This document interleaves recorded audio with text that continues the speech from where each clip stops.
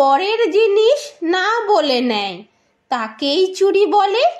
সেই চুরির ধন কেউ যদি লয় বাটপারি তাহলে। চোরের পিছে চোর তো আছে, বাঘের পিছে ফেউ। এ সংসারে পাপটি করে রক্ষা পায় না কেউ। চোরের জিনিস চুরি করা সে বড় তামাশা। তবে শোনো কেলো ভেলোর কি বলে দুর্দশা। গৃহস্থরা মাংস কিনে টপটি চাপা দিয়ে, ঘরের কাজে সবাই গেল নিরাপদ ভাবিয়ে। কেলো ভেলো দুইটি কুকুর খেলছিল উঠোনে, টবের নিচে মাংস রইল দেখলো তা দুজনে। মাংস দেখে ধুলা খেলা আর কি ভালো লাগে, দুই ইয়ারে যুক্তি করে ছুটল অনুরাগে। টবের গায়ে আচর পাচর ঠেলা ঠেলি কত, করতে চুরি সয় না দেরি পেটের দায়টা এত।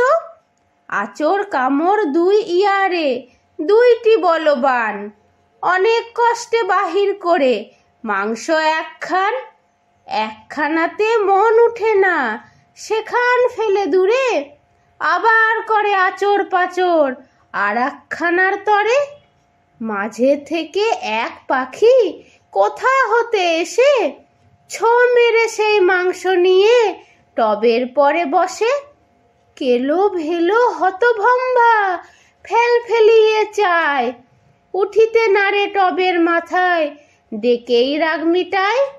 বসে বসে মাংসটা খায় পাখি আপন মনে, কেলো ভেলোর ভ্যাক ভ্যাকানি কিছুই নাহি গনে।